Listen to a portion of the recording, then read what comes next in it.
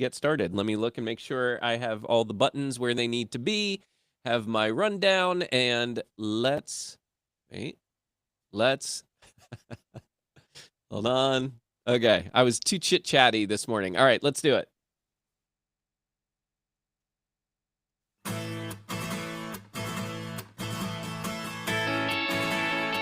Good morning, podcasters. Today is Wednesday, May the 13th, 2026. And today, AI podcasts are raising big questions about trust. Video is feeling more intimidating than ever, and podcast awards might not be the growth boost creators are hoping for.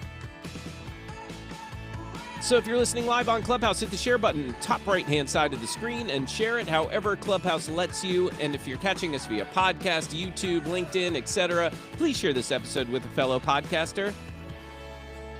And now, give us about 30 seconds, and we'll get things rolling. Thanks for being here.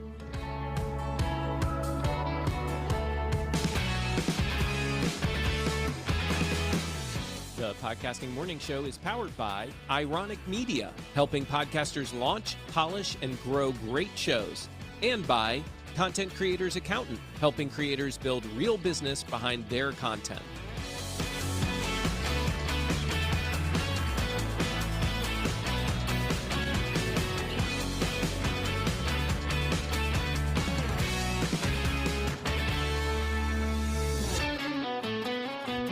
Good morning again, Podcasting Morning Show. Thank you for being here, and I emphasize show because I'm still getting used to saying it that way. I am your host, Mark Ronick, and currently on stage with me, we have Sid Meadows, Ralph Estep, DR Fay, Jonathan Howard, Junaid Ahmed is here as well. And I think I got everybody. Yes, I did. Okay, because I have to look in both places, both on Clubhouse and on Riverside. That's what we use to stream this show to YouTube and elsewhere.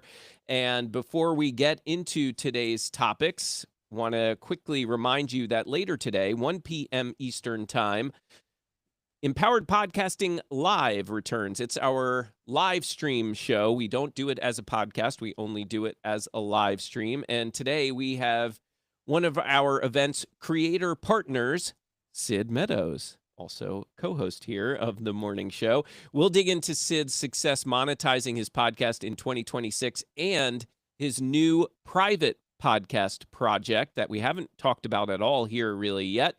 And of course, we'll also just dig into some of his experiences as a podcaster and, of course, his experience at Empowered Podcasting. So join us at podcastingmorningshow.com/EPC live.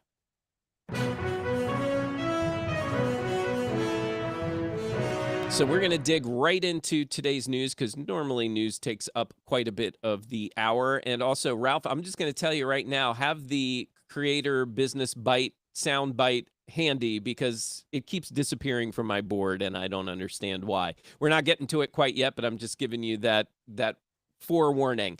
So the way I do like to start this show, particularly news and comment, is with some data for you. And I have some new data also to share with you. But first, this comes from Podcast Business Journal. And this is a quote that they share about what active podcasts are. And then we'll tell you how many of those podcasts are actually putting out podcasts. So a helpful number to understand the amount of podcasts being created is the total number of quote unquote, active podcasts. These are podcasts that still are being updated and therefore actively marketing themselves. If you're making podcast episodes, you might consider this number to be your competition rather than that big overall 4.6 million podcasts that the podcast index has on record. So with that, total podcasts that were updated over this past week were 197,127. So that's actually down a little over 3% from the previous week. And if you're curious, over the last 30 days, 370,096 podcasts updated, which is up overall 2% from the previous month. Now, I said that I have some other data for you. This is more or less an article, but I think one that fits this category quite well. Spotify wins on watch time YouTube wins on discovery. This comes from Pod News. Spotify may be giving podcasters deeper consumption than YouTube, according to new data from Podstock. So it's Pod News reported it. Podstock put out this data. Their analysis found that a single Spotify stream generates about 1.5 times more consumption time than a YouTube view of the same podcast episode, I should say. So here's the twist. YouTube discovery power and Spotify's own discovery spikes can bring in more casual samplers or audiences, which may drag down average time spent even when overall reach is growing. So here are some details. First, Podstock analyzed thousands of full-length video podcast episodes published on both Spotify and YouTube, and it was all within that same release time window. In 95% of those episodes, Spotify listeners spent more time with the same podcast content than YouTube viewers. Podstock says that this may make Spotify streams a stronger signal of audience engagement, especially of advertisers looking beyond raw views, which I hope they are. The data also shows a classic growth trade-off. When episodes reach broader, less familiar audiences, average time spent per view or stream often drops.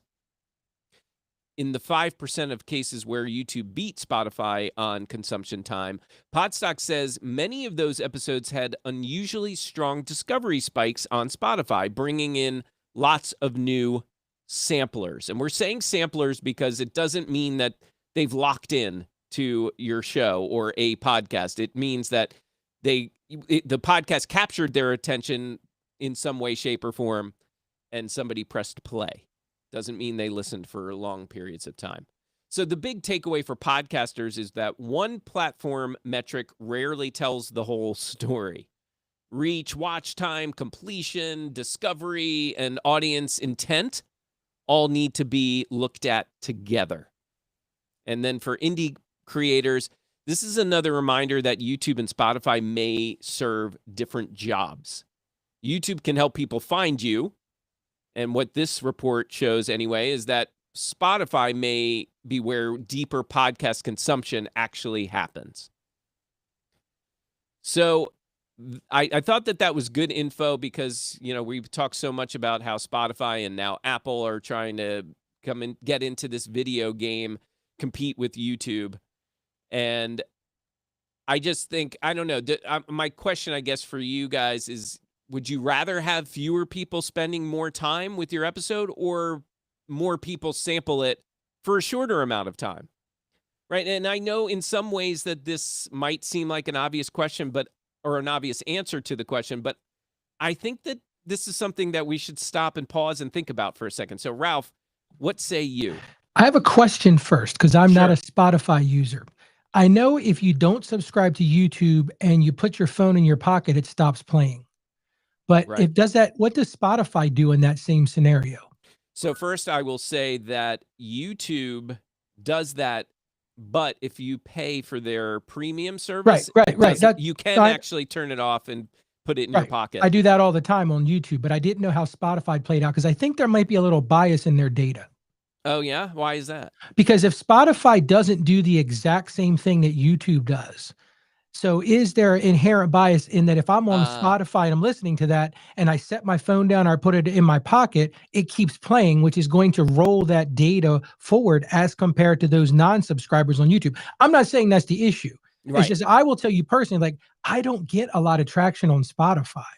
So for me, that's the hard part. That's the hard part to, I don't say I don't believe it, but that's the hard part to believe. Now, to get back to your question, I don't know. It depends. Like sort of like Cindy said, spray and pray, or do you want active, engaged listeners that are going to buy your products and services and tell other people about your show?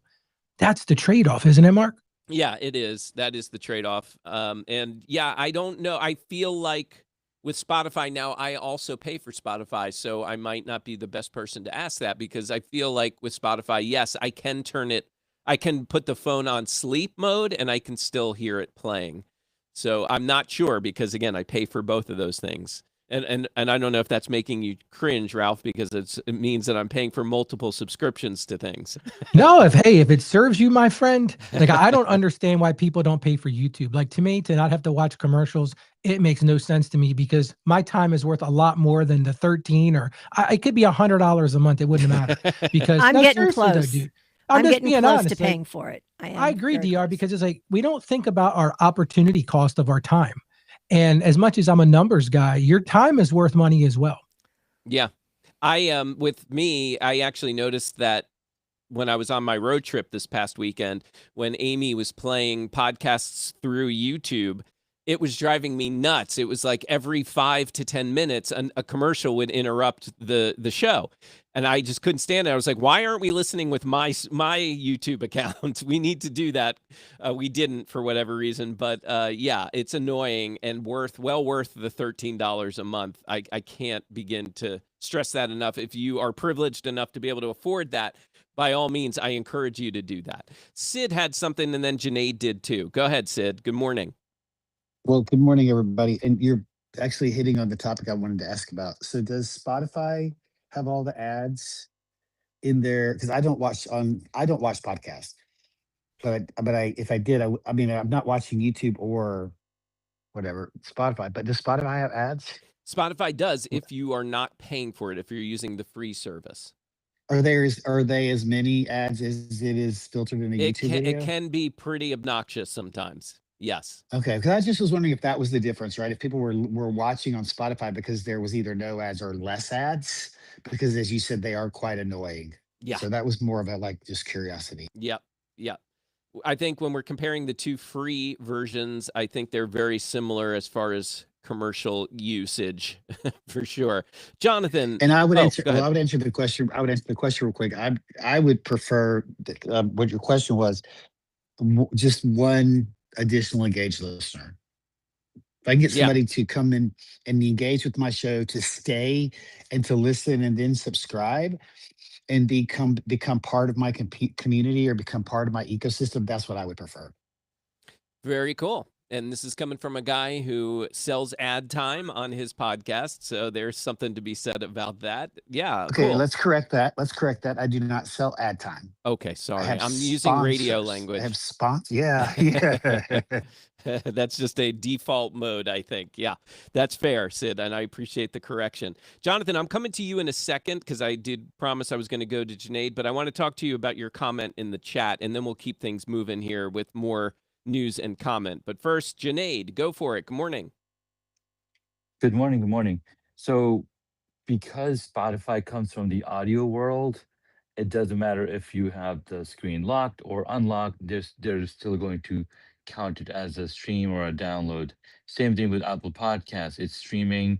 So I think that's an accurate stats that they're reporting, because after all, most people that are listening to a podcast or on either of the platforms, they are not looking at their phone because they're listening to an audio, right? So think about that. And Spotify and Apple both have the ability to switch from video to audio and audio to video. So when you lock that screen, the audio continues to play and you can go about your business making chicken or whatever. Thank you, Janae. By the way, John in the chat says, what's the difference between sponsors and selling ad time? Isn't it the same? John, I think by definition, yes, it probably is. And I think Sid would probably agree with me. I think it's a mindset thing. I think it's just the way that we approach those sponsors, those advertisers, and the way we approach that situation. Yes, Sid is agreeing with me there. I think that's really what it comes down to, John. And speaking of Johns, let's go to Jonathan. Jonathan, you said something about that you will not pay for the YouTube premium service, and I'm curious why not. I refuse. I don't know. I have trouble paying for social media in general. It's just against what I like to do. Yeah. And it's one of those things as many times, plus they're really aggressive with their, you got to buy it. You got to buy it. You got to buy it every time you sign on. And it makes me crazy. That's all.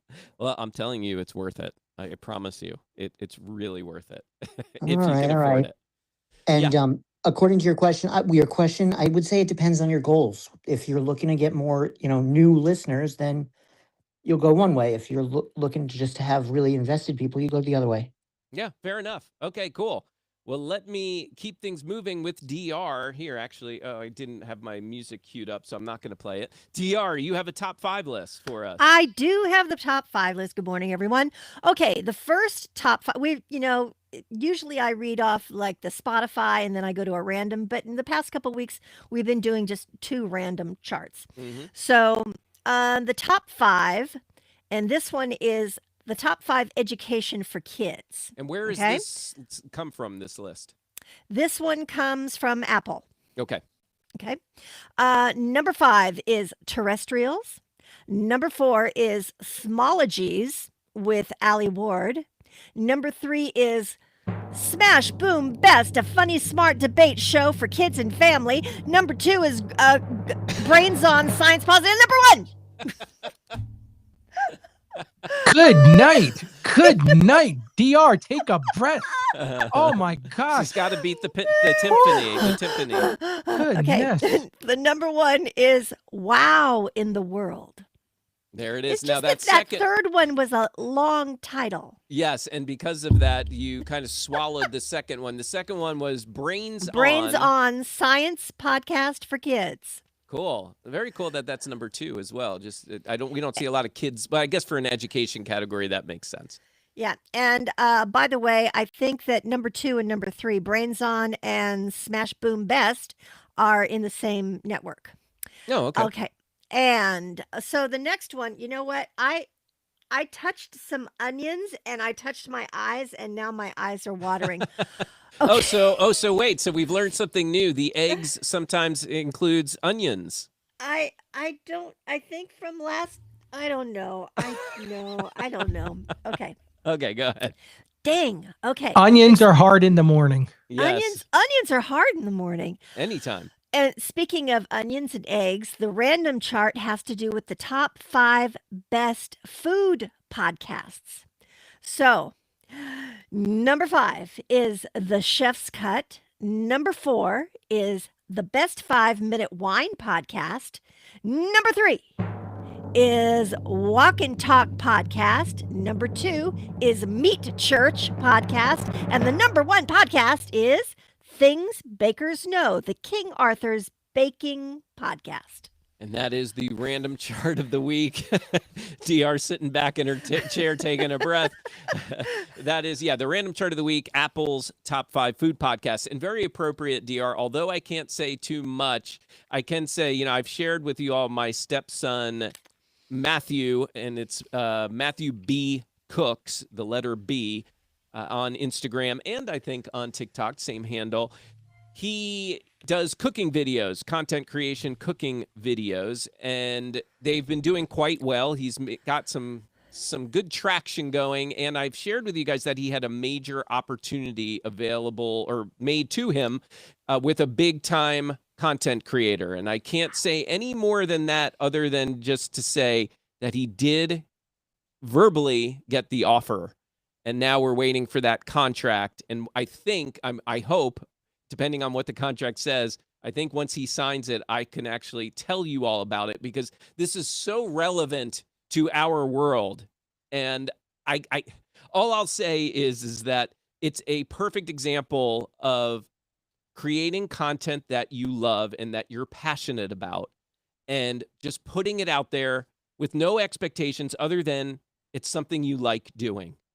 And from that, the results that have come from that mindset and that approach, the results are exactly what I think we all hope for, right? Is to be seen, to get big opportunities or any opportunities for that matter, and potentially a very financially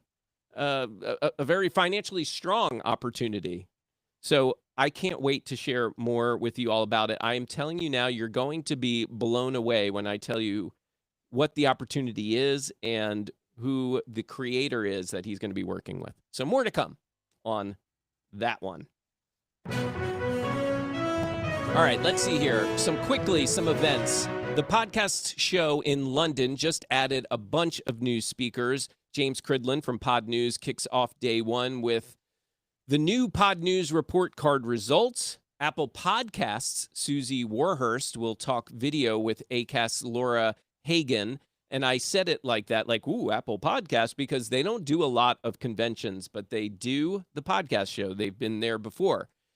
Day 2 brings YouTube's Steve McClendon and Stella Binns for a deep dive into YouTube's podcast strategy and where creators fill into it. And yes, that was written by AI, deep dive being the telltale sign. Also, if you're new to this show or perhaps living under a rock, Empowered Podcasting Conference 3 is happening August 21st through the 23rd in Charlotte, North Carolina. And if you're an indie or DIY podcaster who wants to connect, create, and grow alongside people who truly get it, this is where you want to be. So come for the education, stay for the community, and leave with a lot of new ideas, new relationships, and real momentum for your podcast. Visit empoweredpodcasting.com to grab your ticket today, and do it before May 15th because prices go up then. And by the way, again, I'll just quickly remind you, 1 o'clock today, live. Go to podcastingmorningshow.com/EPC live. Yours truly will be hosting the live stream, giving you updates on the event, some backstage info, behind the scenes info about it, and also, of course, Sid Meadows sharing a lot of his new monetization strategies, including his private podcast that I'm really excited to hear more about. So with that, Why are you dropping? Why you share my secret? That was a secret. No, it wasn't. You said I could talk about it. You said we could talk about it. I texted you last night. You did. All right. You scared me. Hey, Sid, are you creating a course on this? Because I think you should. Sid. It is. It could be. I'm thinking how it could be considered. It could be considered a course. Yes, DR. Okay, And thank you. it's all recorded. It's all ready to go. I just have been having some tech issues, and I hired somebody yesterday to help me with all the tech issues. But it could be considered a course. It is a private podcast. I am using Hello Audio, and yeah, it's really. He says he'll have all the things ready for me to go rebuilding landing page. We got a separate URL, all this kind of stuff. Ready for me before I come back from London, because I leave for London tomorrow. So he said he would have it all ready for me before I come back. So it's pretty awesome. Sid, are you going to the podcast show at all? I know you're going there to visit your daughter. Yeah, no, I forgot about it until you just mentioned it. So I'm going to look at it, because my first thought was, when am I going to have time? Because I got the weekend with her, and then I'm working during the week. There's a furniture show there that I'm going to. We got lots of stuff doing there. And then I'm hanging out with my daughter on the weekend as well, and the following weekend. So I'll be gone for 10 days. So I will miss you guys. I will try to pop in as much as I can, but I will be absent from the podcasting morning show for the next week or so. But I'm going to go look into it today, Mark, and see if I can squeeze, even if I could get in a day. Yeah. And it's interesting tie-in. So my daughter yesterday went and met with the CEO of a fashion publishing company, and they've hired her to be an intern. And so she went yesterday to kind of understand what her role was going to be and what all she was going to be doing during her internship, which she starts this week. She's going to be working on their podcast team.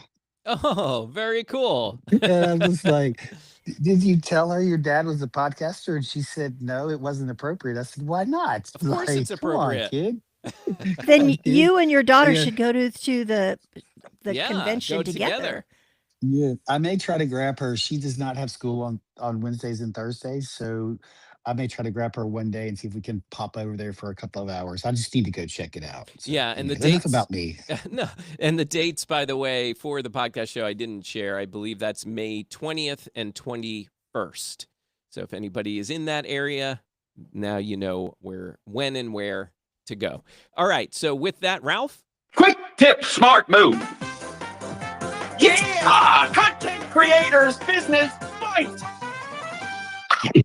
And today's Business Bite is brought to you by that guy, Ralph Estep Jr. of ContentCreatorsAccountant.com. Ralph is a licensed accountant with over 30 years of experience helping creators navigate taxes, bookkeeping, and the money side of their business with more clarity and a whole lot less stress. And he's also my accountant. I'm happy to recommend Ralph. And you can learn more again at contentcreatorsaccountant.com. All right, Ralph, what are we diving into?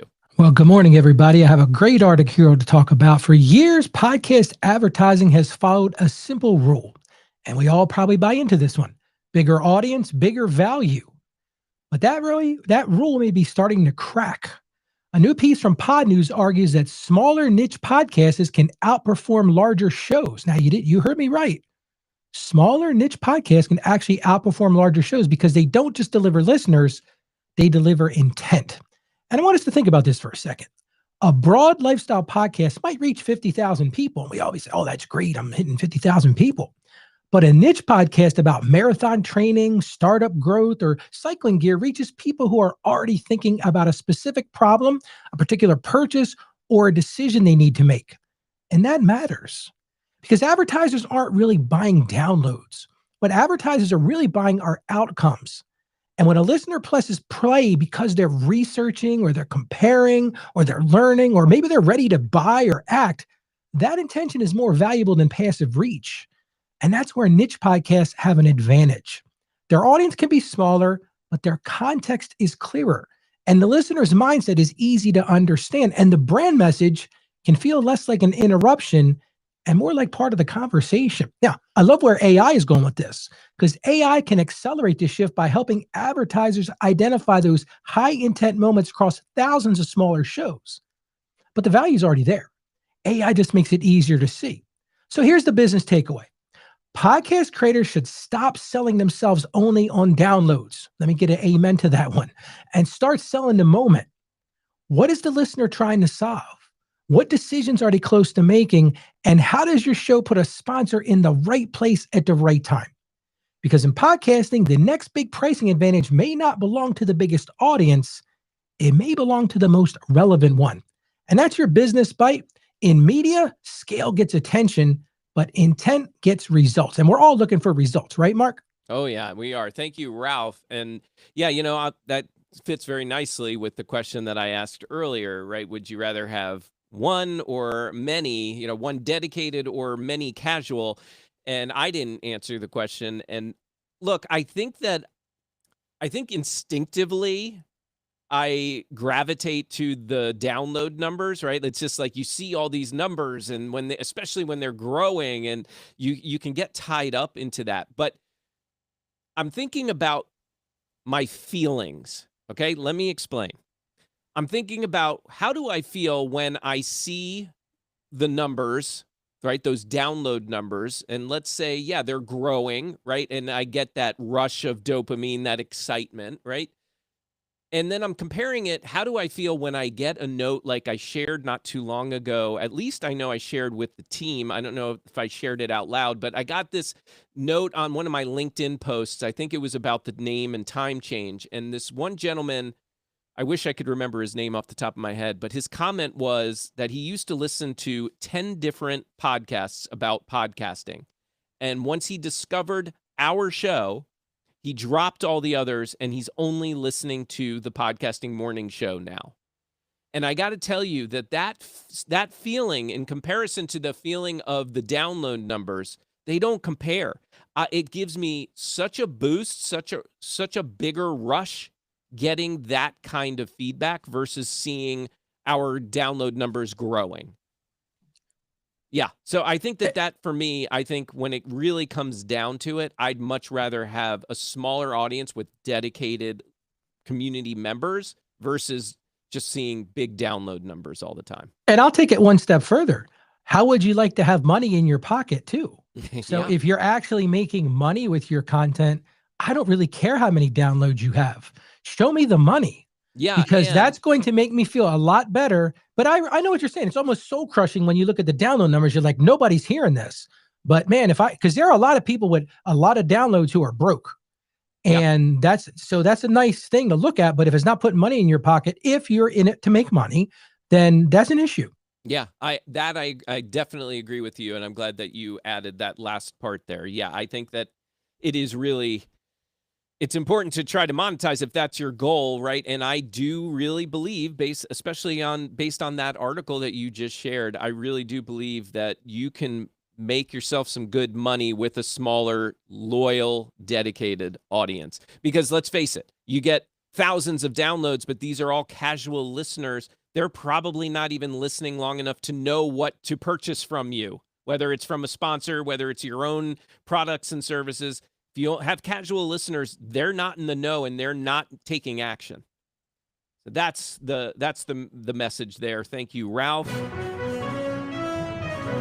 And let's keep things moving. I see that it's 8:30, so let me also remind you quickly about our Spotlight series. And I know that we've finally started getting some people to respond to this. It's Ralph behind the scenes, and Ralph and I have been talking, and it's just mind-blowing to us. We're giving you a free opportunity to promote your podcast to other podcasters. And yes, I get it that maybe we are not all of us aren't your target audience, but this is free pub. Take advantage. All you got to do is submit a 60-second clip about your show, something that gives our people here a real feel for your podcast.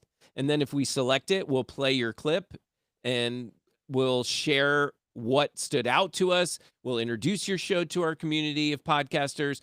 So just submit your clip. Go to podcastingmorningshow.com/spotlight. Ideally, we want you to promote it personally. We would rather you do that than just provide us with a random clip of your show. One way you may want to do, if you really feel like it's important to you to share a clip, maybe set it up for us. Give us 10, 15 seconds of what we're about to listen to. Tell us maybe briefly about the show, and then we'll play the clip with that little introduction. Something to think about. But either way, podcastingmorningshow.com/spotlight, and we will feature your show if you submit it. And thank you to those of you who have already submitted. All right, so let's get into some news bites. We've been talking a little bit about Spotify today, so appropriately so. Spotify is rolling out a new Verified by Spotify badge, specifically right now for music artists. And I think that this is something that podcasters should still be paying attention to. And shout out to Stephen Kofer for tipping me off to this. He sent this to me last night. Actually, I think he posted it in our Empowered Podcasting Facebook group. So Verified by Spotify is about giving listeners a clear signal that an artist's profile is authentic and trusted and not AI. Spotify says eligibility includes things like consistent listener activity, staying in good standing with the platform policies, and showing signs of a real artist presence on and off the platform. By the way, I'll just say, side note, I'm curious about those standards and how they're going to track all of that, but we shall see. And like I said, this is currently for music artists, which makes sense with AI-generated content and content farms muddying things up. But I do think there's a bigger podcasting conversation here. If Spotify eventually brings this to podcasts, verification could become a credibility sign that positively affects trust, discovery, and whether new listeners feel confident about hitting play on that podcast. And in a world where AI-generated shows, fake hosts, low-effort pod slop, I know we say AI slop a lot, but pod slop seems to be a term that's been forming lately. These are already becoming a thing, and podcast verification may become another credibility layer creators have to earn.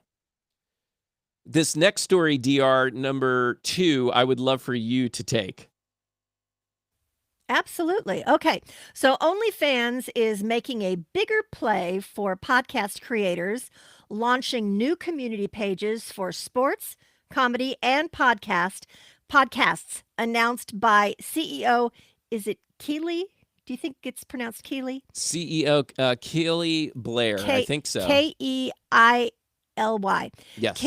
Keely Blair at the OMR Festival in Hamburg. And I want to just say, DR, that just so we're very clear, we are not saying true fans who we are fans of. We are fans of true fans. We had Sam Sethi on the show, but this is OnlyFans. This is the one that we always say it's not. Right.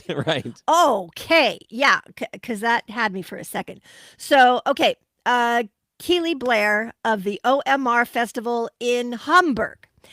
Oh, great. Now I'm hungry for a hamburger. Okay. The podcast page is designed Hamburger with onions. That's, yeah, I know. Okay. The podcast page is designed to spotlight hosts already using the platform for exclusive episodes and fan engagement, including shows like Tiger Mom with, oh, no. You know what? Just skip the whole widths and just do the names of the podcasts. Okay. Boyfriend Material with Harry Jowsey and $1 Billion Barbie. The company says podcasting is a fast-growing category on OnlyFans, with creators using it to expand beyond their main subscriber pages and unlock new revenue opportunities for podcasters. This is another reminder that the premium content conversation keeps spreading across platforms, and OnlyFans clearly wants to be seen as more than the internet's spicy paywall. Thank you, DR. Yeah, so OnlyFans getting in the game of podcasting. Very interesting. Not true fans. Well, True Fans is already in the game. Yeah. And they are a dedicated podcast player. This is a whole new spectrum here. OnlyFans getting in the game. I'm not going to rush to put the Podcasting Morning Show on OnlyFans unless it really becomes a big thing. But as of now, I think we will keep things where they are. Also in the news, the Golden Globes are opening the podcast door a little wider this year, expanding eligibility for the 84th awards from 25 shows to 30 shows. Luminate will still make the call using its own methodology, looking at things like audience reach, engagement, platform visibility, and overall presence. And again, this really doesn't apply to a lot of us indie or DIY podcasters because they are looking only for the biggest ones that are out there. And the big stars. The big stars, yes. At least as of now, that's the way that they're handling it. Also, by the way, another story in the news. This is a little sad to hear. The BIPOC Podcast Creators group is closing after 5 years. And this one stings a little bit. It was founded in 2021. And the organization served more than 2,100 BIPOC podcast creators, built partnerships with NPR, Simplecast, the Podcast Academy, Edison Research, Libsyn, Podcast Movement, a bunch of big players in this space. And they also hosted a lot of sold-out events in the U.S., in London, and other areas. But the founders say that the work became unsustainable, citing limited founder capacity and the bigger challenge of keeping community-driven creator initiatives alive when corporate support is shrinking. They have a Discord that they say is going to stay active through the rest of this month, and the website will remain in archive mode. So this is a tough reminder that community work, which I can totally relate to, takes real labor, real money, and real infrastructure. Passion can start the engine, but it doesn't pay for the gas forever. There are alternatives out there for those of you who were a part of this community. Clearly, you can look into places like the Black Podcasters Association. I know several people who run that personally. Black and Brown Podcast Collective, Latina Podcasters Network, and the Black Podcast Directory, to name a few. All right, I'm going to keep things moving. Let me look at the time here. Now, normally we were going to do a segment here with BC Babbles. He likes to handle the tech side of the news, but BC is at a networking event today. So I'm just going to go right to one of the headlines here, one of the main headlines here, which is titled, "Video Podcasting Has Grown Up and It's Brutal Out There." So Million Podcasts, that's a website that, by the way, I was looking into it because lately this website has been cited a lot. I've been noticing on places like LinkedIn and other social media platforms, and even Pod News now are citing this particular site, Million Podcasts, a lot. I looked into it recently, and they are relatively new, so I'm not going crazy. I think they were founded in 2024 and have got a lot of traction since then. Ralph, did you want to say something about this? Yeah, I want to say something about this because a little self-promotion here. I just hit number 3 on Million Podcast for Christian-based finance throughout the world, which was amazing to me. Number one was Dave Ramsey. Number two was another one, but I was number 3, and I was like, wow, this is really cool. So I put that all over the place. But when you mentioned, I was like, oh, I got to mention that. Yeah, congratulations. Glad you did. So Million Podcasts put out a new State of Video Podcasting 2026 report, and it paints a pretty sharp picture that video podcasting is a serious, mature media format, and the biggest rewards are going to the shows that think beyond I made an episode, quote unquote. The report analyzes about 34,000 active English language video podcasts, looking at platform presence, episode output, reviews, sponsorships, audience estimates, and format patterns. So the report says that the top 10% of shows capture about 85% of all monthly listening hours, while the bottom half shares around 1%. The typical video podcast in the report has a modeled monthly audience of around 2,000 listeners, while the average is much higher because a small number of massive shows pull the numbers up. Every top 10 show in the report is on YouTube, and all 10 use guest or interview formats, which says a lot about how discovery and video native conversation formats are shaping the top end of podcasting. Also, longer episodes appear to have an audience advantage, which that sounds a little surprising, probably to many of you. The report says episodes that are 90 minutes or longer have much higher median reach than shorter formats, although the data shows association rather than proof that length itself causes growth. So make that mental note. Also, interestingly, reviews matter more than star ratings. The report found that review count closely tracks listener volume, while star ratings are nearly useless as a popularity signal because most podcast ratings cluster near the top. Sponsorships mostly follow audience size. About 23% of shows in the catalog have confirmed sponsorships, and sponsored shows have much larger median audiences than unsponsored ones. So the report's big strategic takeaway is that multi-platform distribution across YouTube, Apple, and Spotify is becoming the baseline for serious video podcasts, especially for creators who want reach, discovery, and monetization opportunities. And with that, I'm curious, what do we think about this report? Does it make video feel more necessary to you, more intimidating to you? Do you feel like the report makes video feel like it's a necessity, but maybe you don't think it is? Curious what you all think. Well, about I'm that. launching video on Apple just as soon as I get approved. I put in the application last week with Apple. So as soon as they say go for it, I will be live on all my shows on video because I think it is a must. That's my personal opinion. I think video is a must. I think that's where the industry is going. And I think if you don't do it, you're going to get left behind. And I know that's not a popular opinion amongst audio podcasters, but I truly believe that's where we are.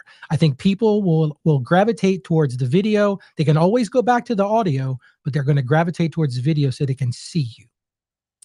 Yeah, I mean, I'm curious to see. I can't deny that video isn't a thing for podcasting and won't become a bigger thing as it continues to grow.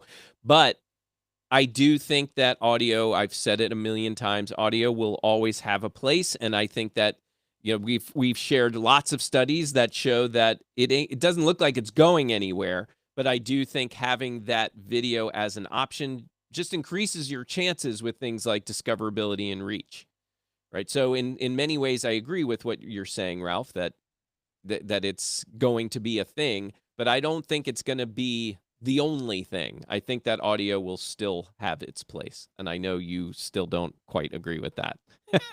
No, I think audio will always have its place because if I'm out riding on the mower and I want to cut the grass, I'm not watching a YouTube or an Apple video.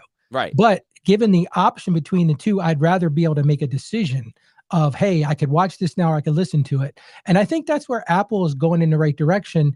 And I honestly think the word podcast is going to go away too. I think we're going to just have content. It's not going to be the word podcast anymore. I think that has died and it's on the vine just rotting away. But again, not a popular sentiment on this show, but I think video is going to finally put the nail in that coffin. Bold claims from Ralph Estep Jr. We will see if these predictions come to fruition. All right, DR, what's our next story? Oh, can you give me a number? Number 7? Oh, thank you. Coming up. Okay. Why some people still can't find the play button. Okay. So here's the story. This is perhaps a follow-up story from what we did a couple weeks ago. The episode about your podcast entry point, if y'all remember that. Yep. Forbes is taking a look at people who still don't listen to podcasts because, yes, somehow they exist among us, walking freely. The article argues that even the podcasting's growth, some holdouts still see the format as confusing, inconvenient, or simply outside their daily habit. The bigger takeaway is that podcasting's next wave of growth may not come from making more shows, but from making the listening experience easier, clearer, and more useful for people who never built podcasts into their lives. So some of the highlighted points are: one barrier is still basic tech friction, especially for people who don't know where to find shows or how podcast apps work. Some non-listeners resist changing their media habits, even when podcasts fit into commutes out, workout. Words are hard in the morning, damn it! Hit it. Okay. Hit it. Hit it, Ralph. Now, Ralph, you hit the wrong Coffee's button. hot, brain is not. Mouth says morning. Guess I forgot. Words are hard in the morning. Did I say that out loud? Okay. Ralph, and I feel like we won't do it, but I feel like we need to hit the wrong button jingle for you. I pushed the wrong button again. Now my screen froze up, my friend. Oh man, laugh it off, it reset, let it spin. I pushed the wrong button again. All right, take that one from the top, DR. Okay. One barrier is still basic tech friction, especially for people who don't know where to find shows or how podcast apps work. Some non-listeners resist changing their media habits, even when podcasts fit into commutes, workouts, chores, and downtime. Creators may need to explain the value of their shows more clearly instead of assuming that we have a podcast, that, quote, we have a podcast, unquote, is enough. Growth depends on converting casual curiosity into routine listening, which means simpler entry points and stronger reasons to press play. So I have a question. Is the real problem podcast discovery, or are creators just bad at explaining why their show matters? Yeah, and I guess we talked a little bit about that last week, and I wonder if this is more about the, just being able to educate our audience as far as how to discover our show, where that play button is, etc. And I think that this does all come back to what we said last week. I think is what the majority of us agreed on, is that sending them to our websites is probably the most effective way to get them comfortable and understand what our show is, where they can listen, etc. If we can make that easy for them, I think that makes the most sense. Jonathan had something, I think. Go ahead, Jonathan. Yeah, I would also just say from my experience with my clients, people don't know how to talk about themselves. They're very uncomfortable doing it. And if they're being forced to talk about their podcast to get people interested, they're probably not going to do it. So, I mean, Mark, look at how much trouble you're having to get people to submit for being featured. Right. It's because people don't like to talk about themselves and what they do. That's fair. And I think if you're a podcaster, you got to get used to it. If you want, I agree. If you want to be successful, I tell people that all the time. But I think you're right, Jonathan. I can't deny that. I work with plenty of new podcasters, and you can tell, either they'll say it out loud or you can just tell that they're uncomfortable talking about themselves. And it's definitely a practice. Yes, Sid, go ahead. This is a really interesting question because I think that when you ask a podcaster, I think this is the core of the problem, right? When you ask a podcaster who their show is for, what their show is about, and how their show helps their ideal listener, they struggle to answer that question. And some of the most foundational things that you really need to know. But I mean, I've talked to a ton of podcasters when I ask these questions that I get blank stares or I don't really know. And I think once you truly understand that and you know who you're talking to, what the problems they have, and how your show solves those problems, then you should be able to clearly articulate what your show is very easily. You should have that quote unquote elevator pitch available where it comes off very naturally. This is my show and this is where you can listen to it. Yeah, fair enough, Sid. I think that's a great point. And let me just make sure, anyone else want to chime in? No. And by the way, we lost DR. Yes, Ralph, go ahead. Yeah, I was going to say something John said in the chat. He said it's the olds, the Luddites. Most love podcasts, but they're too stubborn to listen. That's where I think video is going to win the day, because everybody understands how TV works. And you could say, go to this channel. And that's where I think the video is going to be such a big thing, because I think the older generation, there's a lot of friction in podcasting. There's a lot of friction to go get a podcast app and then go search for the podcast. Whereas if I can send them to a direct website or I can send them to a channel, I think it just works a lot easier. Yeah, I agree with you, Ralph. And I will say this, as a guy who has been in this podcast space for over 20 years, I can tell you that it's come a long way with older audiences. Back when I was, let's say my first 10 years of podcasting, it was like pulling teeth trying to explain podcasting, trying to teach older people how to even consume a podcast, and it's come a really long way. There are a lot more people now that get it, older and younger. And by the way, side note, younger, that just reminded me, I can't tell you how many college grads I heard talking about podcasts in conversation while I was at my stepson's graduation this past weekend. It just in casual conversation, similarly, Ralph, like what you were just saying, where we used to say like, oh, did you catch that show on TV? It's now those conversations with the younger people are now about podcasts, and which I just found fascinating and really exciting at the same time. Sid, go ahead.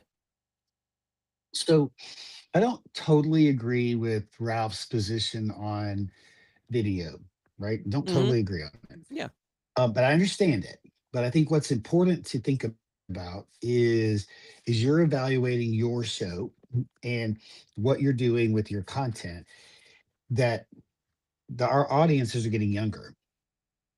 And you're going to attract Gen Z and at some point in time, likely Gen Alpha into your ecosystem. And they are a video first generation. So there's a lot of validity to exploring what you can do with your show as it relates to video, where you need to put it, how you need to embrace it. What does it cost you to do X, Y, and Z? Because the younger generation is going to be video first and not audio first.